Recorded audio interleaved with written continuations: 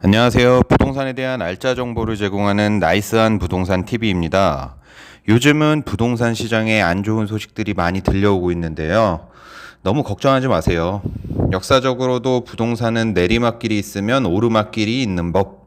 상승기를 대비해서 많은 지식을 쌓아 놓으시는 게 나중에 큰 도움이 되실 거예요.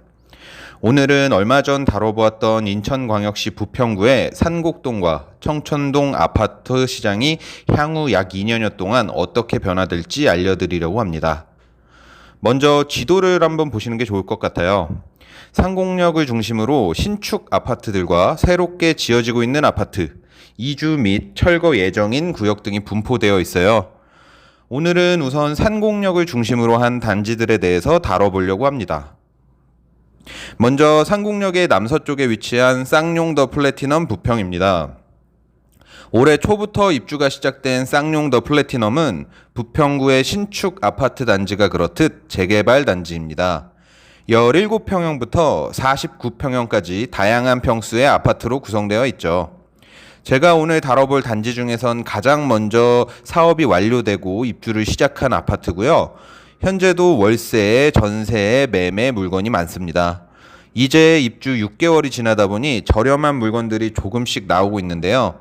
이러한 주택시장 침체기에 저렴한 물건을 잡아두시는 게 투자의 원칙 중 하나라고 할 수 있겠네요. 두 번째는 쌍용 더 플래티넘의 바로 동쪽에 위치한 신일 해피트리 더 루츠 아파트입니다. 올해 7월 말부터 입주를 시작해 약 4주 정도 지난 따끈따끈한 아파트인데요. 세대수가 약 1200세대 정도로 적지 않은 세대수를 자랑하며 다양한 면적을 가지고 있어요.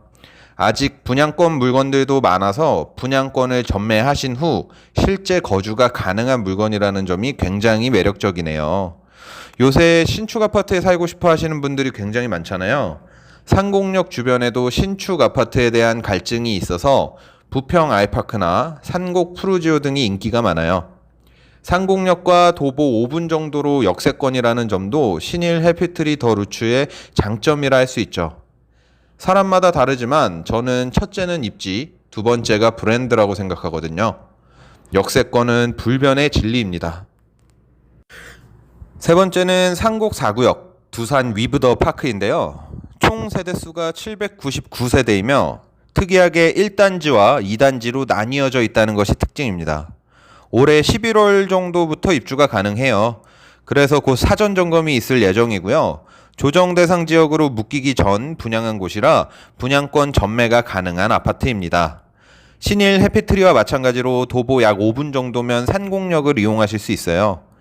대로변에 위치해 있지 않고 한 블럭 정도 들어가 있어서 살기엔 조용하겠지만 바로 앞에 산곡 6구역이 공사를 준비하고 있다는 것이 흠이라면 흠이겠네요.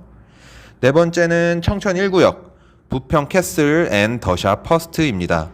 개인적으로 청천 2구역과 함께 지역의 대장 아파트가 될 수 있는 곳이라고 보고 있어요.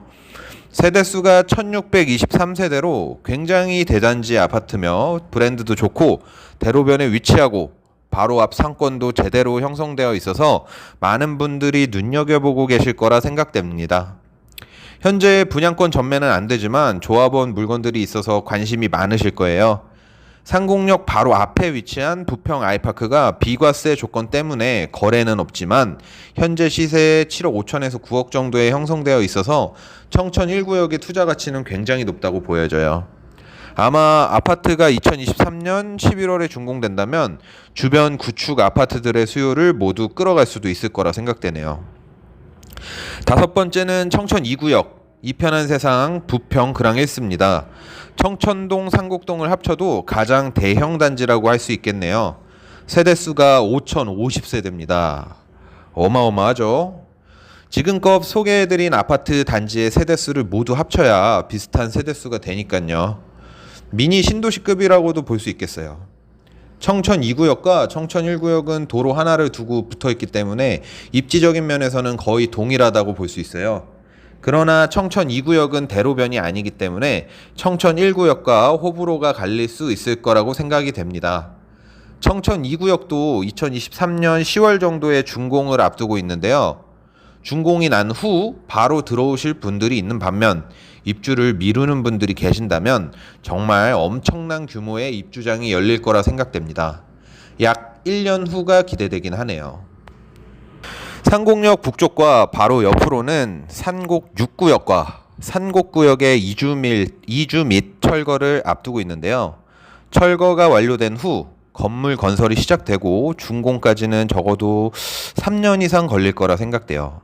그러면 2025년이 지나야 일정이 어느 정도 잡힐 거라 생각되네요. 저번 정부에서 사전청약과 3기 신도시를 발표했었죠. 최대한 빠른 시일 내에 정책을 시행해서 주택 공급에 박차를 가하겠다는 내용이었는데요. 결론적으로는 허상이 되어버렸어요.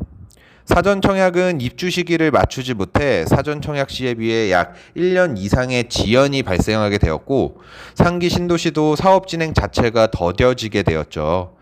재개발 사업도 그렇습니다. 계획보다는 늦춰지는 것이 일반적인데요. 관리 처분 계획이 세워지고 실제 철거가 진행 중인 사업은 이제 일정이 어느 정도 나오겠구나 하고 생각하시면 됩니다. 마냥 기다릴 필요가 없어졌어요.